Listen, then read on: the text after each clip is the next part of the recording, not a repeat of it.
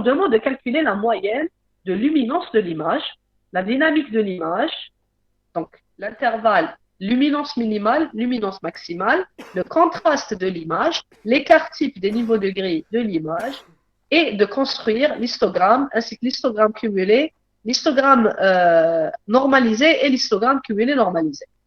Donc, première question, comment je calcule la moyenne de luminance de l'image? Dites-moi s'il vous plaît comment je calcule la moyenne de cette image. En fait, c'est exactement les statistiques. Alors, juste entre parenthèses, ce que vous avez appris en cours de statistiques, je pense que c'était en licence, L3 peut-être, ou bien cette année, je ne me rappelle pas. Donc, tout ce que vous avez appris en statistique, c'est très, très fortement utilisé en traitement d'image. Pourquoi? Parce qu'en traitement d'image, on a une matrice et on a des valeurs. Et qu'est-ce qu'on peut faire avec ces valeurs? On peut faire des statistiques. Des statistiques pour nous montrer les niveaux de gris de l'image, les intervalles de l'image, le niveau de gris maximal et minimal, maximum et minimum, avoir un histogramme, donc l'écart type, la moyenne, on peut même calculer la médiane. La médiane, on va voir pourquoi on a besoin de calculer la médiane. La moyenne, le mode, etc., etc. Toutes les statistiques que vous avez déjà appris en module statistique. Donc, moyenne. Comment je calcule la moyenne, s'il vous plaît? La moyenne d'une image. Somme des valeurs des pixels sur le nombre de pixels. Très bien. Donc, c'est la somme. Donc, je vais prendre 52 plus 55 plus 61 plus 59, toute la ligne, plus la deuxième ligne, plus la troisième ligne, jusqu'à terminer toutes mes lignes, tous mes pixels. Donc, c'est la somme de tous les pixels divisé sur le nombre de pixels qui est, donc dans mon cas, c'est 8 fois 8. Pourquoi? Parce que 8 éléments dans la colonne et 8 éléments dans la ligne. Donc, la superficie de mon image, la taille de mon image, c'est 8 fois 8. Donc, tous les pixels divisés sur le nombre de pixels et ça me donne la moyenne de luminance. La dynamique de l'image, combien est Lmin et combien est Lmax, s'il vous plaît? Lmin égale à combien? Très bien Yasmine. Donc, Lmin est égal à 52, Lmax est égal à 154. Le contraste de l'image, comment je calcule le contraste de l'image? Est-ce que vous vous rappelez la formule de calcul du contraste de l'image? Est-ce que vous vous rappelez de ça? Normalement, vous avez vu la formule en cours. Quelqu'un se rappelle? Non? Alors, le contraste de l'image, je le calcule avec la formule que j'ai mis ici. Donc, le contraste, c'est le niveau de gris de mon image moins le minimum sur le niveau de gris. Donc, le niveau de gris maximum moins minimum sur maximum plus minimum. Et en fait, ça, c'est une mesure qui me donne le contraste, c'est-à-dire est-ce que les couleurs ont un contraste qui se rapproche. C'est-à-dire que si j'ai mon image ici, je vais voir est-ce qu'en général, les couleurs qui sont des voisins se rapprochent. Donc, est-ce qu'il y a un fort contraste ou un petit contraste? Et ça, je le calcule avec le max de mon image. Donc, c'est la dynamique de l'image qu'on a calculé tout à l'heure. Le max moins le min sur le max plus le min. Et ici, j'aurai quelque chose qui ressemblerait à 0,49. Et donc, c'est exactement ce que votre camarade a mis. Donc, je vais prendre 52 et je vais prendre 154 et je vais faire, donc pour trouver le contraste, je vais faire max de f de ij, donc c'est 154 moins min, qui est 52, sur max, donc 154 plus min, plus 152, et ce calcul va vous donner exactement 0,40. Prochaine question, l'écart type. Comment je calcule l'écart type? Est-ce que vous vous rappelez? Donc ça, normalement, vous avez fait en statistique. Comment je calcule l'écart type d'une distribution? Une distribution, c'est tout simplement un ensemble de valeurs. J'ai les valeurs des habitants dans les différentes années d'un pays, c'est une distribution. Les niveaux de gris dans une image, c'est une distribution. le prix de pétrole par an, c'est une distribution. Donc, une distribution, c'est un changement de valeur dans un temps fini. Donc, ici, dans un espace fini, j'ai un ensemble de valeurs changeantes. Donc, c'est la fonction f de x, y, f de ij qui change. Donc, l'écart type d'une distribution, comment je le calcule? Est-ce que vous vous rappelez? Normalement, vous avez déjà fait ça en statistique. L'écart type, la variance, on a déjà vu ça. Alors, donc, l'écart type, c'est tout simplement mon pixel moins la moyenne au carré que je rajoute à tous les autres pixels moins la moyenne au carré. Donc, si je prends, et bien sûr, je divise sur le nombre d'éléments. Donc, ça va me donner, donc si je calcule l'écart type de mon image, ça va être 52 moins la moyenne que j'ai calculée tout à l'heure. Donc, la moyenne, c'était 76. Donc, ça va être 52 moins 76 au carré, plus 55 moins 76 au carré, plus 61 moins 75 au carré, plus 59 moins 76 au carré, et jusqu'à 90 moins 76 au carré. Je somme tout ceci et je vais diviser sur n fois m qui est 8 fois 8, donc 64. Oui, oui, c'est la standard deviation, c'est la déviation standard. En anglais, c'est standard deviation. En français, c'est l'écart type. La variance, c'est variance, la même chose. Et écart type, c'est standard deviation. D'ailleurs, une déviation, c'est un écart. Quand je m'écarte d'une certaine valeur, je dévie d'une certaine valeur. Standard, c'est type. Quelque chose qui est type, quelque chose qui est standard. Très bien. Donc, l'écart type, c'est standard deviation et c'est exactement la formule qu'on vient de citer. Donc, niveau de grille du pixel moins moyenne de toute l'image, des niveaux de grille de toute l'image, plus tout le reste divisé sur n fois m, donc divisé sur 64. Et je trouverai mon écart type qui est la déviation standard, standard deviation. Maintenant, l'histogramme. Comment je calcule un histogramme d'une distribution? Alors, un histogramme, si je reviens, un histogramme, généralement, c'est quelque chose qui ressemblerait à ça. J'ai un axe ici, les X et les Y. Et l'histogramme, ça sera quelque chose qui ressemblerait à ça. Voilà.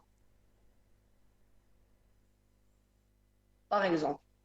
Alors, à votre avis, qu'est-ce que je mets dans l'axe des X? Si je veux calculer l'histogramme d'une image, quel sera l'axe des X? Et quel sera le niveau de niveau de gris? Très bien. Donc, ici, c'est niveau de gris. Donc, ça va de quelle valeur jusqu'à quelle valeur? de 0 à 255. Très bien. De 0 à 255. Vu que, bon, ça peut aller de 0 jusqu'à 15, comme on a vu dans le TP de l'échantillonnage. Mais ici, on nous a bien dit, donc si vous avez une question en examen, faites attention à combien de niveaux de gris j'ai. Donc ici, j'ai 8 niveaux de gris. Du moment que j'ai 8 niveaux de gris, le nombre de couleurs, le nombre de niveaux de gris va être égal à 255. Donc, si je vous dis 3 niveaux de gris, ça va être 2 puissance 3. Donc, faites attention, il faut bien lire votre énoncé. Y, nombre de pixels, très bien. Donc, si je prends, alors je reviens sur ma couleur bleue. Donc, si je prends ici le pixel 52, je prends quelque part ici le pixel 154. Alors, lorsque x est égal à 52, combien est égal y? Je reviens sur mon image, 52. Y est égal à combien? 1. Très bien. Je cherche dans mon image, je trouve qu'il y a un seul pixel où la valeur du niveau de gris est égale à 52. Donc, y est égal exactement à 1. Donc, ici, 1. Lorsque x est égal à 154, à combien est égal y? 154, c'était, si vous vous rappelez, la valeur maximale. 1 aussi. Voici mon 154. Très bien. Donc 1, je reviens, je mets 1. Donc ici, pareil, 154, c'est aussi 1. Qu'est-ce que j'ai? 71.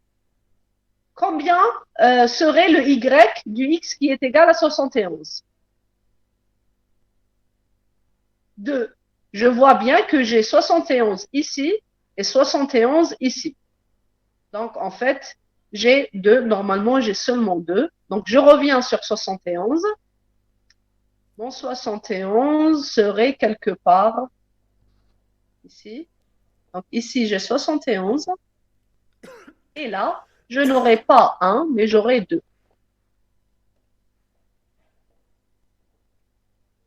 Voilà. Donc, niveau de gris en bas, nombre de pixels qui ont tel niveau de gris dans l'axe des Y.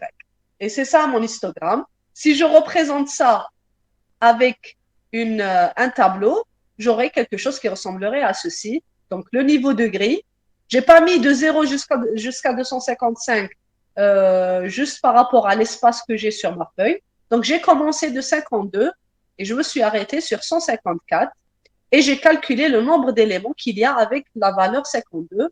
J'ai 1, 55, j'ai 3, 71, vous avez raison, j'ai 2, et ainsi de suite. Histogramme normalisé, comment je calcule l'histogramme normalisé? Donc, histogramme, c'est tout simplement le nombre d'éléments. Histogramme normalisé, je vous donne un indice, voilà, divisé sur la taille, divisé sur n fois m. En fait, je divise pour la taille. Pourquoi? Parce que ça va être un pourcentage ou plus précisément une probabilité d'apparition. Donc, la probabilité d'apparition du pixel qui a une valeur 52, de la couleur 52, du niveau de gris 52, est égale au nombre d'apparitions de la valeur 52 divisé sur le nombre total d'apparitions de tous les autres pixels. Donc, c'est 1 divisé sur 64, divisé sur 8 fois 8.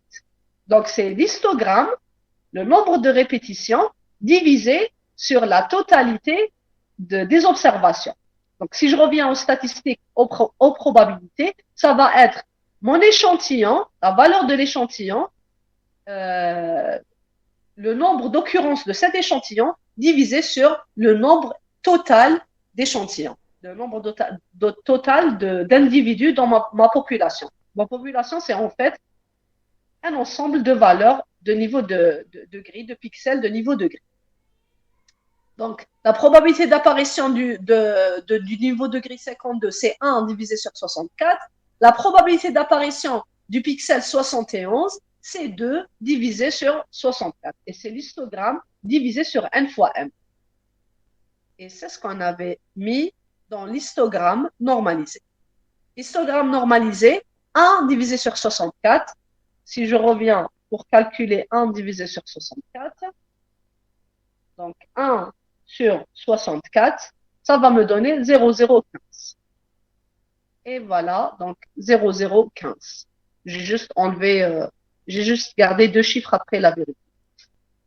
Si je prends 104, le pixel 104, c'est 2 divisé sur 64, donc c'est 2 divisé sur 64. Et ça me donne 0,031. Est-ce que je ne me suis pas trompée? 2, 0,031. Voilà. Là où j'ai 2 apparitions, j'ai 0,031. Voilà, donc histogramme normalisé. Maintenant, histogramme cumulé. Comment je calcule l'histogramme cumulé d'une image? Histogramme cumulé, est-ce que vous avez eu des idées? La somme de 0 jusqu'à HI. La somme de 0 jusqu'à H de I. Voilà. Voilà, la somme, les niveaux de gris. Voilà. Donc, en fait, pas les niveaux de gris. Pardon, j'ai juste lu le dernier bout. Donc, le nombre de pixels inférieur égal à un niveau de gris. Exactement. Donc, si je prends, par exemple, le pixel 52, le niveau de gris 52, l'histogramme cumulé, c'est l'histogramme parce que c'est ma première valeur. Pour le pixel 55, Mon histogramme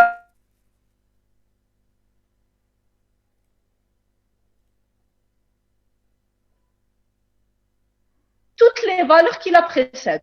Donc, ça va être 3 plus 1. Pour 58, ça va être 2 plus 3 plus 1.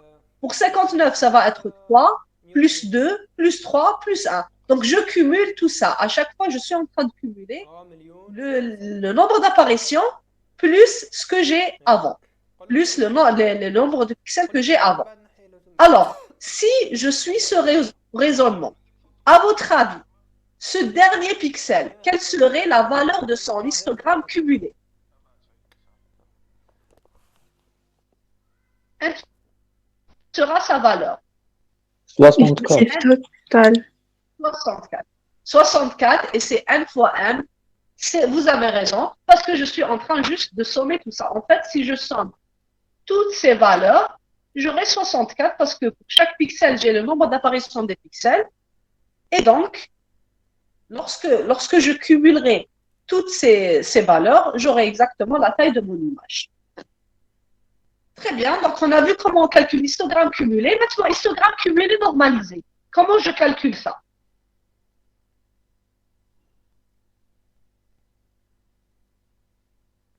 Cumulé normalisé. Donc, j'ai dit que lorsque c'était mon histogramme normalisé, je divise sur n fois m. Cumulé normalisé, est-ce que ça me donnerait le même résultat si je divisais sur n fois m? Je divise quoi en fait? Je divise quoi? On divise par la somme des valeurs de niveau degré, qui est égale à combien? Je divise par quoi? Si ceci est mon histogramme cumulé, comment j'ai calculé l'histogramme cumulé normalisé? Comment ça a été calculé? On divise par la somme. On divise quoi par la somme des valeurs? On divise quoi par quoi? Est-ce que je divise 4 par n fois m? Est-ce que je divise 64 par n fois m? Est-ce que je divise 63 par n fois m? Donc, normalement, on divise par 1. On divise par 1. Qu'est-ce qu'on divise par 1? Les HNI. HN normalisé. Donc ça, je divise. Alors, ici, j'avais corrigé ça. Ça, c'est cumulé et ça, c'est normalisé. Donc, il y a juste ça qui doit monter. Donc, s'il vous plaît, vous aussi, vous devez corriger chez vous. Normalement, j'ai corrigé. Et j'ai quand même...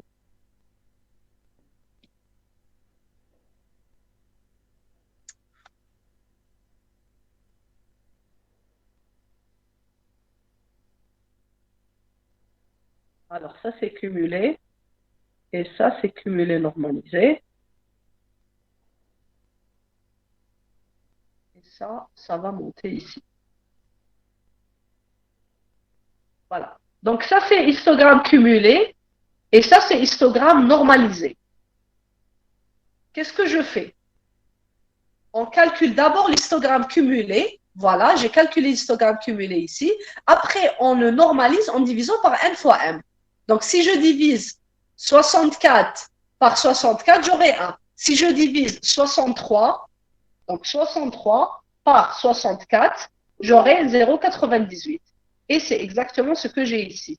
Ça, c'est une première méthode. C'est vrai, Cyril, je divise donc mon histogramme cumulé par n fois m. J'aurai le résultat. J'ai aussi une autre option. C'est quoi ma deuxième option?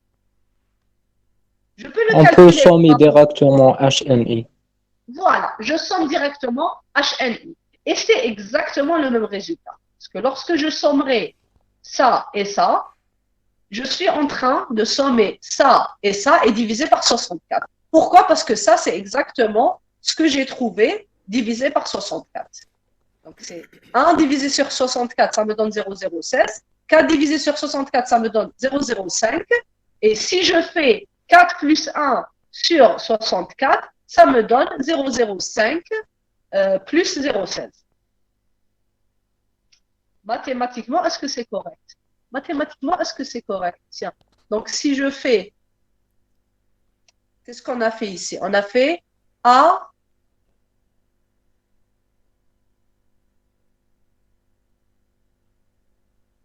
A plus B. Donc, ça est en A et ça est en B sur N. Est-ce que c'est égal à A sur N plus B sur N? Oui. Donc, c'est A plus B sur N. Effectivement, donc si je fais, donc vous voyez très bien ici que l'histogramme normalisé,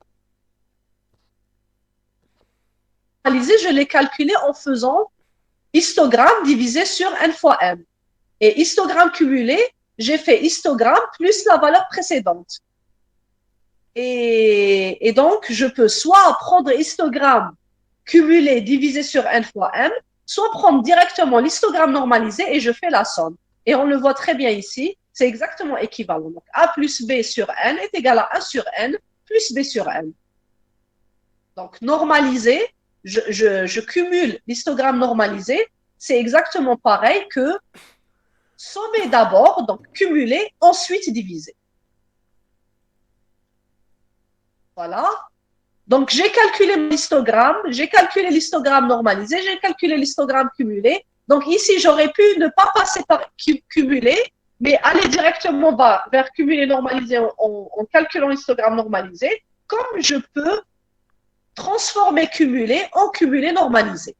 Et ça, donc, on fait les 4 calculs pour savoir comment on calcule l'histogramme, comment on calcule l'histogramme normalisé, comment on calcule l'histogramme cumulé et comment on calcule l'histogramme cumulé normalisé. Mais tout ça, c'est pas pour s'amuser, mais c'est surtout pour améliorer le contraste de notre image.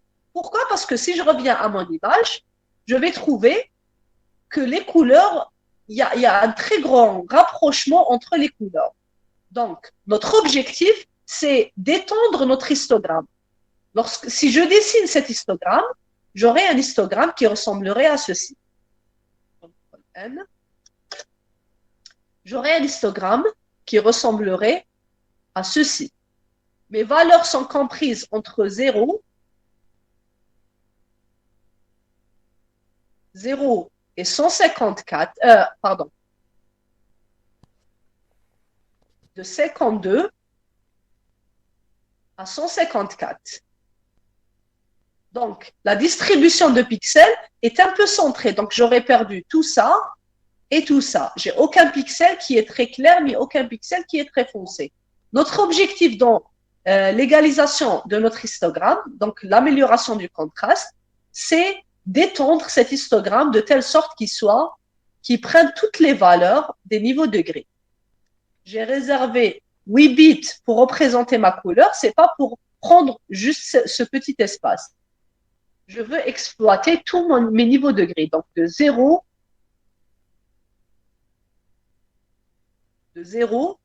jusqu'à 255. Et comment on fait ça?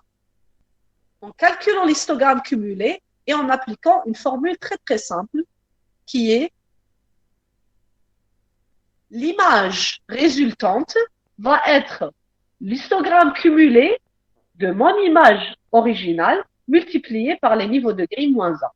Donc, ma nouvelle image, ça va être cumulé, normalisé de mon pixel multiplié par L-1. Donc, si je reviens sur mon image, ça va être 52. Le premier pixel, c'est F2IJ, est égal à 52. Donc, je vais aller sur mon histogramme cumulé normalisé. Je vais chercher le pixel 52. Voici mon pixel 52. L'histogramme cumulé normalisé du pixel 52 est égal à 0016. Donc, je vais prendre 0016 que je vais multiplier par... Alors, donc ça va être 0016 que je vais multiplier par L-1 qui est 255.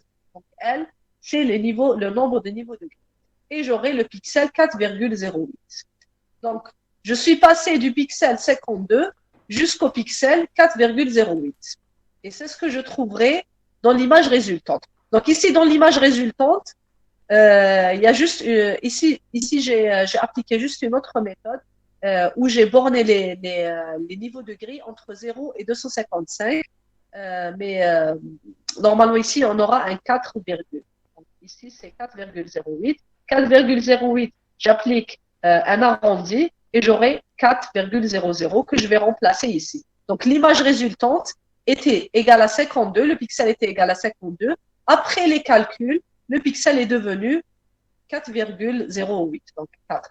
Ce n'est pas un 0 ici. Je vais vous envoyer une nouvelle version de corriger. Voilà, donc image après égalisation. Donc, je devrais trouver une image après égalisation qui soit plus claire, disons pas plus claire, mais avec un meilleur contraste. Les couleurs qui étaient sombres deviennent plus sombres, les couleurs qui étaient claires deviennent plus claires. Et j'aurai une meilleure visualisation de mon image. Et c'est comme ça qu'on égalise un histogramme d'une image. On égalise le contraste de l'image, égalisation d'histogramme, en utilisant l'histogramme cumulé. Voilà, donc c'est tout ce que... bon, dernière question. L'exercice, normalement, pour le TD, il n'y avait que ceci. Pour le TP, est-ce que vous allez... une seconde, j'arrive à votre question. Donc, ce que vous devez faire aussi, comme travail personnel, ça va être de comparer cette opération d'égalisation d'histogramme par histogramme normalisé avec l'expansion de la dynamique. Et ça, vous avez vu en cours, c'est une méthode qui s'appelle l'expansion de la dynamique. Dans l'expansion de la dynamique, mon pixel, donc je prends la valeur de mon pixel, je lui soustrais le minimum, je divise sur le max moins le min et je multiplie par 255. Ce que je crée ici, donc i moins 1000 sur max moins 1000, va me donner un pourcentage compris entre 0 et 1. Je multiplie par 255 et j'aurai la valeur qui est soit 0, soit 255. Qui est entre 0 et 255. Alors, madame, histogramme représente juste le niveau de gris de l'image. Par exemple, si on a une image RGB, on veut représenter son histogramme. Quel est le résultat? Alors, le résultat, très bonne question, Abdelkader. Donc, le résultat de l'histogramme d'une image RVB, rouge, vert, bleu, ou RGB, red, green, blue, ça va être un histogramme pour le rouge, un histogramme pour le vert et un histogramme pour le bleu. Pourquoi? Parce que quand on lit une image, et vous avez vu ça donc dans votre TP, bon, vous avez un peu vu ça dans votre TP.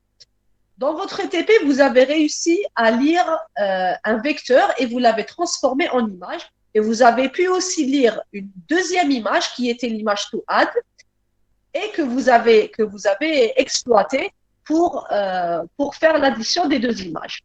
Et en fait, la représentation des images, que ce soit dans OpenCV ou dans NumPy, c'est une matrice à 3 dimensions et non pas à 2 dimensions. Donc, la première dimension, c'est les lignes. La deuxième dimension, c'est les colonnes.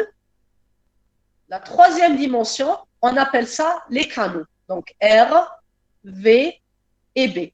Et en fait, c'est 3 matrices que vous pouvez voir d'une façon indépendante, comme vous pouvez prendre comme étant un seul vecteur à 3 dimensions. Donc, si par exemple, j'ai envie de lire le premier élément de mon image qui est dans le canal rouge, je vais dire image de 0, 0, 0. J'ai 3 indices. Le premier indice, c'est l'indice de ligne. Le deuxième indice, c'est l'indice de colonne. Le troisième indice, c'est l'indice de canal. Est-ce que je suis sur le canal vert, rouge ou bien bleu? Ça, c'est une méthode. La deuxième méthode, c'est de dire image. Je vais diviser mon image. Donc, lorsque je lirai l'image, je vais la lire sur 3 canaux. Ensuite, ce que je vais faire, je vais dire image rouge, donc image R, va recevoir l'image originale, image, donc ça c'est en programmation, hein, donc image de toutes les lignes, et on fait ça avec 2 points, toutes les colonnes, et le canal 0. Donc j'ai pris toutes les lignes, toutes les colonnes de mon image, mais sur le premier canal. Et je l'ai appelé image rouge. Donc, image rouge va devenir une matrice à seulement 2 dimensions. C'était une matrice à 3 dimensions, où la première dimension, ligne, colonne, ensuite troisième dimension, c'est le canal, rouge, vert, bleu. J'ai pris seulement le canal rouge et j'ai mis dans image R. Et donc, image R va avoir seulement deux dimensions, qui est les X et les Y. Si je prends ça, donc je vais établir un histogramme des niveaux de gris du rouge, du vert et du bleu. Alors, mais madame, on peut transformer RVB en noir et blanc. Pas noir et blanc. Faites attention, Céline. C'est pas noir et blanc. Le noir et blanc, on va le faire dans un prochain TP. C'est les images binaires. On appelle ça les images binaires. C'est soit du 0, soit du 1. Nous, c'est pas des images noir et blanc, c'est des images niveau de gris. Niveau de gris, c'est entre 0 et 255. Je peux accepter ça lorsque vous parlez de télévision, donc un film noir et blanc, dans le langage courant, mais vous, étant des spécialistes de vision, vous êtes en informatique visuelle, il faut oublier l'image noir et blanc. L'image noir et blanc, c'est une image binaire, où on a seulement des 0 et des 1. Dans la quantification, on a quantifié avec un seul bit. Le bit 0 pour dire que c'est du noir, le bit 1 pour dire que c'est du blanc. Une image avec des dégradations, ce n'est plus une image noir et blanc, c'est une image au niveau de gris. Et effectivement, le niveau de gris va être 0 de 299 multiplié par le rouge, plus ça, plus ça. Et on va y arriver, Cyril, on va y arriver lorsqu'on va faire les canaux. Il y a un cours sur les canaux d'une image.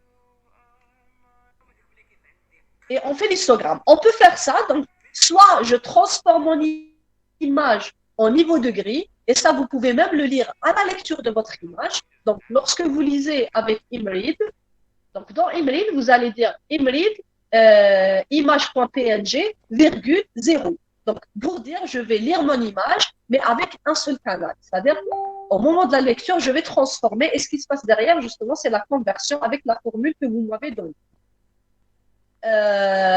Sachez par contre, Cyril, par rapport à ceci, c'est que si vous faites la transformation d'une image RVB en niveau de gris et vous calculez l'histogramme, ça va être différent de si vous calculez l'histogramme du rouge à part, du vert à part et du bleu à part. Ce n'est pas du tout la même chose.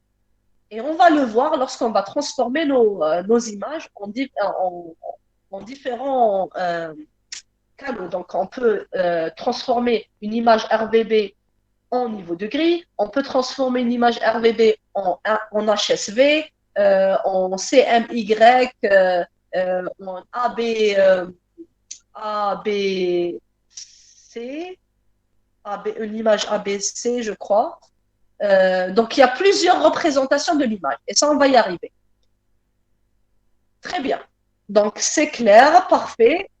Est-ce qu'il y a d'autres questions, s'il vous plaît, par rapport à l'histogramme du niveau de gris, l'histogramme du RVB? Pas de questions, on peut avancer? Très bien. Donc, s'il n'y a pas de questions, on avance. Et on a donc la dernière question. Donc, on voudrait remplacer ce qu'on a fait, donc tout ce processus qu'on a fait, avec le simple étirement par expansion de la dynamique. Et ça, donc, je vais prendre donc, je vais prendre mon image originale, donc I de IJ. Je vais lui soustraire le 1000. Je vais diviser sur le max moins le 1000. Je multiplie par 255 et j'aurai la nouvelle valeur. Donc, si par exemple, je reviens ici, 52. Donc, je lui enlève le 1000. Le 1000, on a trouvé que c'était 52. Donc, 52 moins 52 est égal à 0. Divisé sur max moins 1000. Donc, 154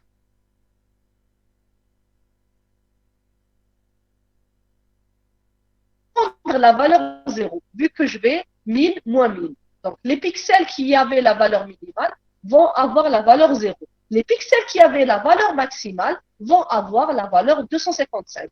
Parce que si je reviens, je prends le pixel 154, moins le 1000, donc ça va être 154 moins 52, divisé sur le max moins le 1000, donc 154 moins 52, 154 moins 52, 1, 1, je multiplie par 255, ça me donne 255. Donc, vous voyez que le max est devenu 255, le min est devenu 0. Et en fait, ce que j'avais mis ici comme résultat, c'était le résultat de cette transformation, où le max deviendrait 255 et le min deviendrait 0. Ce qui est demandé de faire dans votre TP, c'est de prendre exactement cet énoncé, exactement cette image que je vous ai donnée au fichier CSV. Donc, dans le TP précédent, je vous ai donné un fichier NPY, donc un fichier, un tableau, un array NPY. Bon, je pense que j'ai perdu ma connexion sur mon PC.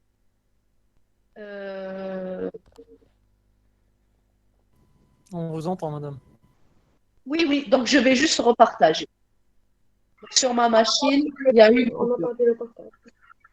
Oui, donc je repartage.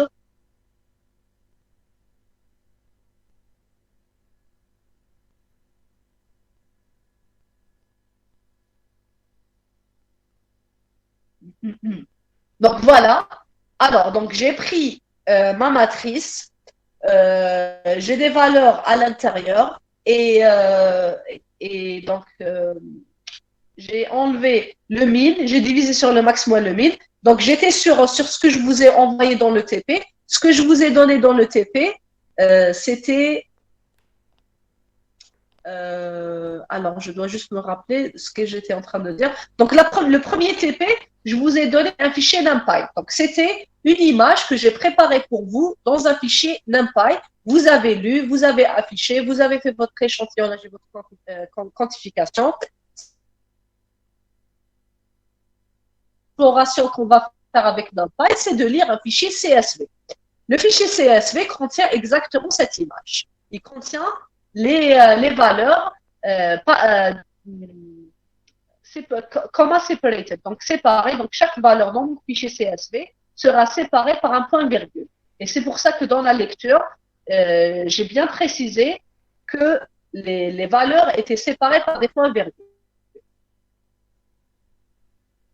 L'autre fichier dans le TP, et donc maintenant vous avez votre image que vous pouvez afficher dans votre TP. Donc, vous aurez exactement cette image qu'on est en train de voir ici. Et là, vous allez implémenter ce qu'on vient de voir. Donc, la moyenne, c'est très facile.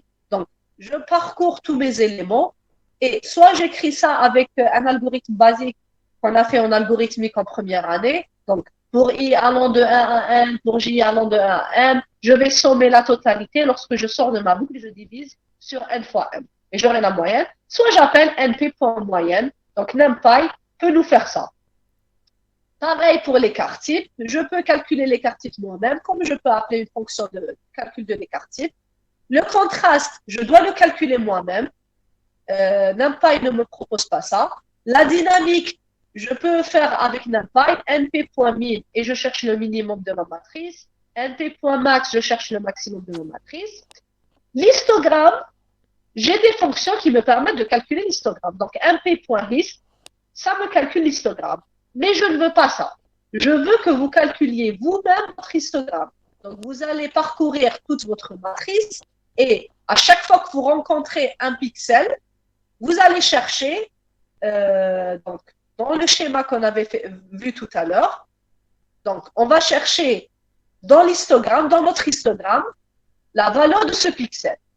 Donc, si je suis en 52, je vais aller chercher dans mon histogramme l'indice 52 que je vais incrémenter si j'ai une autre valeur de 52.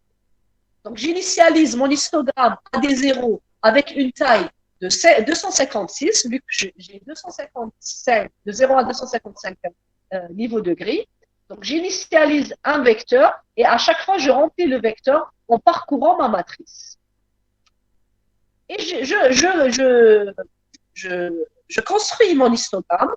Après avoir construit mon histogramme, je vais l'afficher, bien sûr. Je vais l'afficher avec plt.bar, par exemple, ou plt.plot. plt.bar, c'est préférable parce que je suis dans un histogramme. Donc, c'est préférable que je vois l'histogramme avec des barres, au lieu de le voir avec un graphe. Donc, je construis mon histogramme. Ensuite, je construis mon histogramme normalisé, exactement comme on a fait. Donc, je divise sur n fois m. Je construis mon histogramme cumulé. Ça aussi, j'ai besoin de voir que vous l'avez fait par implémentation. histogramme cumulé normalisé, pareil, par implémentation.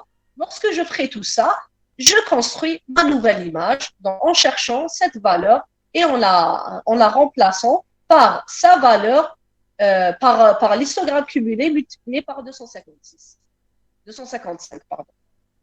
Question. On a une question. Comment, dans un vecteur, madame, on doit garder la valeur xi et son effectif?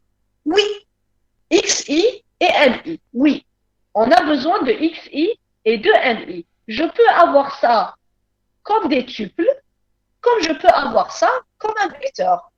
Et je vous donne l'idée du vecteur. Après, vous avez le choix. Vous faites ce que vous voulez pourvu qu'on ait le résultat.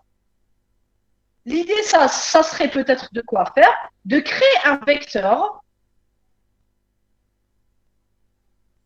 de 0 jusqu'à 255. Donc, un vecteur de 256 valeurs. J'ai déjà mon image. Et pourquoi je crée mon vecteur? Donc, je fais np.zeros et je crée mon vecteur.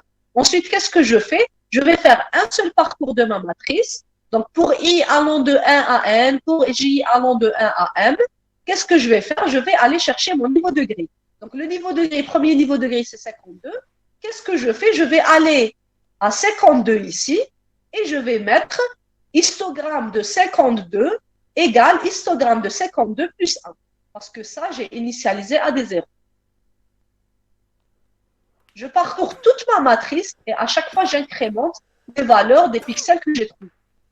Une fois que j'aurai fait ça, je vais appeler np.plot ou bien np.bar et ce que je dois faire dans np.bar, np.bar ou bien np.plot, donc bar ici aussi, np.plot ou np.bar ont besoin de l'axe des x et l'axe des y. Donc, je dois leur donner les valeurs qu'ils doivent dessiner ici et les valeurs qu'ils doivent dessiner là. Donc, ce que je vais mettre ici, ça va être un vecteur qui va de 0 jusqu'à 255. Ce vecteur doit être exactement de même taille que ce vecteur. Donc, ça va être mon y, je peux appeler ça y. Et ça va être mon x, je peux appeler ça x. Et lorsque je vais faire l'affichage, np.bar, je vais appeler np.bar avec x et y. Voilà. Donc, que va faire np.bar? Il va tout simplement me dessiner des barres avec x et y. Donc, lorsque x est égal à 52, il va me dessiner une barre ici et mettre un 1 ici. Tout à l'heure, on avait trouvé que 71, le pixel 71 avait histogramme égal à 2, donc il va me dessiner ici un 2.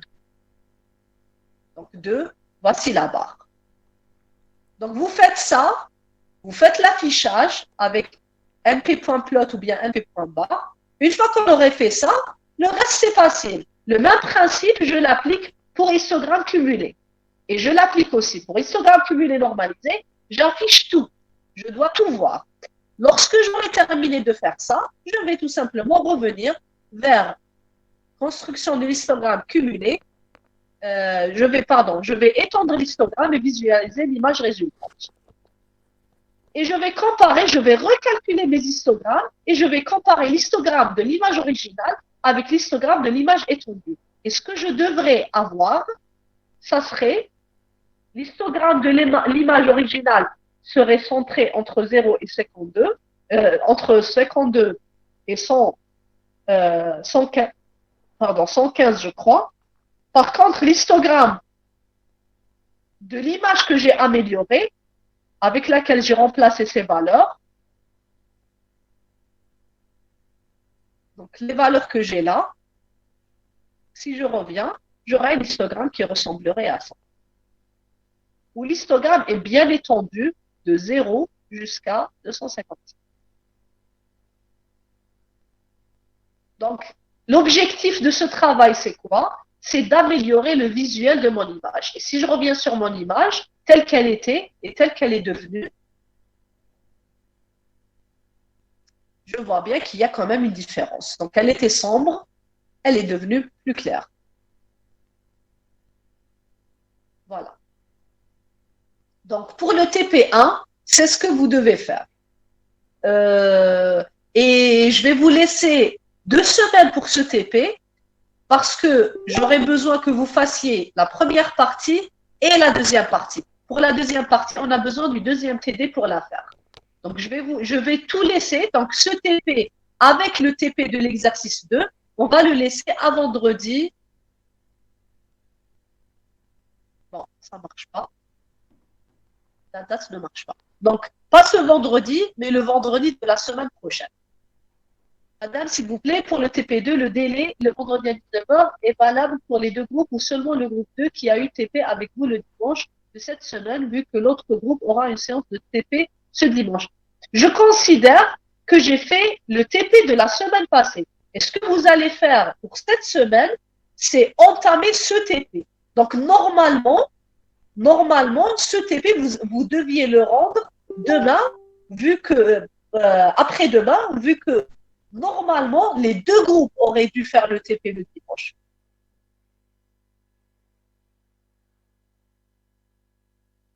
Fonctionner parce que vous auriez dû venir. Moi, j'étais là. C'est pas normal que l'enseignant soit là et que les étudiants ne soient pas là. Je suis assez gentille, je vous laisse 2 semaines pour les 2 exercices, les 2 TP. Et dimanche, donc, vous allez faire ce TP et la séance du TD, on va expliquer l'exercice numérique. Donc, non, vous n'avez pas un TP à rendre ce vendredi, mais c'est pas parce que vous n'avez pas eu TP le dimanche, parce que normalement, vous étiez censé être là.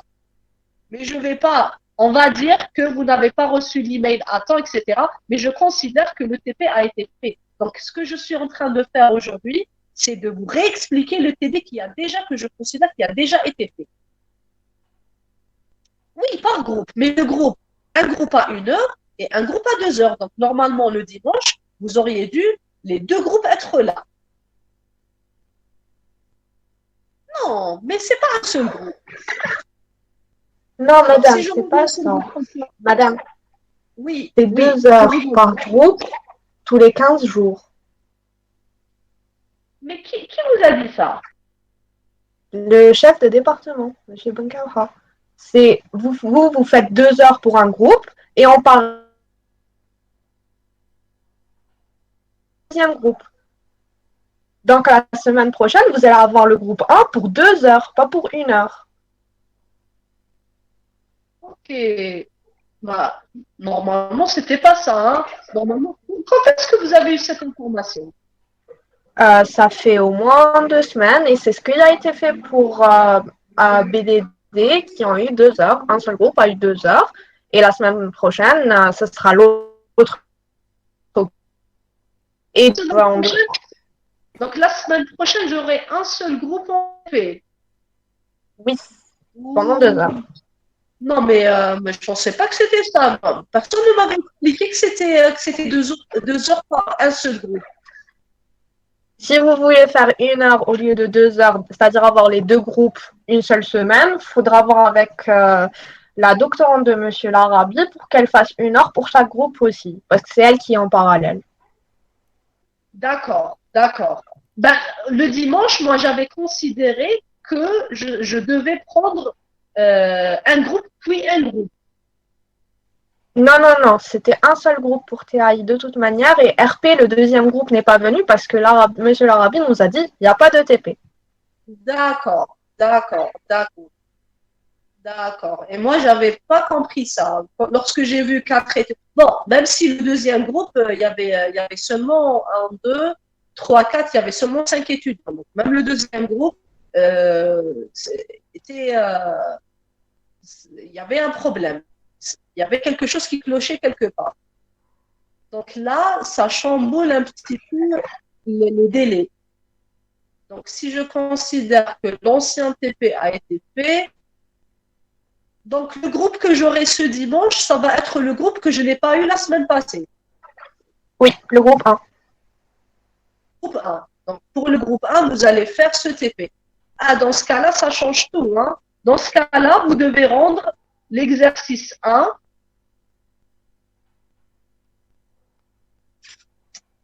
Bon, mais allez, vu qu'il y a eu une incompréhension pour cette fois-ci, je garde je garde quand même le délai, pas ce vendredi, mais le vendredi d'après pour ce TP. Après, on verra pour le TP. Donc, je garde pas ce vendredi. Donc, vendredi prochain, pour le groupe que je vais avoir ce dimanche, donc vous allez faire ce TP. Pour le groupe que j'ai dû avoir dimanche passé, vous faites aussi ce TP chez vous parce que le TP de la semaine d'après, ça va être l'exercice 2. Voilà. Donc, je garde le délai de ce TP pour le vendredi de la semaine d'après. Donc, pas le 5, mais le 12. Le 12, vous devez rendre le TP, l'exercice 1 de la série de TD, donc le TP numéro 1. Est-ce qu'on est d'accord sur ça? Donc, Oui. pour les deux groupes. Très bien. Donc, pour les deux groupes, j'aurais besoin, vu que le TD, les deux groupes sont là. Donc, pour le TP, je vais demander le rendu. Alors, ça va être le vendredi 12. On va rendre l'exercice 1 du TD, donc le TP, le deuxième TP. Et vendredi d'après, je vais voir. Soit je vais vous laisser le 19, soit le 26, selon l'avancement dans le TD. Bien. Est-ce qu'il y a des questions? Par l'exercice 1. Donc, pour le TP, c'est exactement cet exercice. Exactement. Et vous pouvez revenir vers vos tableaux pour voir si vous ne vous êtes pas trompé. Donc, voici les valeurs que vous devez trouver. Pour cette image, donc ça, il faut juste pas faire attention à ça parce que c'est l'image après égalisation, pas avec. Ça, c'est pas. Mais ça, c'est avec l'extension de la dynamique. Donc, c'est le travail personnel que j'avais demandé ici. Donc, travail personnel, ça aussi, vous devez l'implémenter. Très bien. Donc, je pense qu'on a fait le tour. Il n'y a pas de questions jusqu'ici? Très bien. Donc, s'il n'y a pas de questions, je vous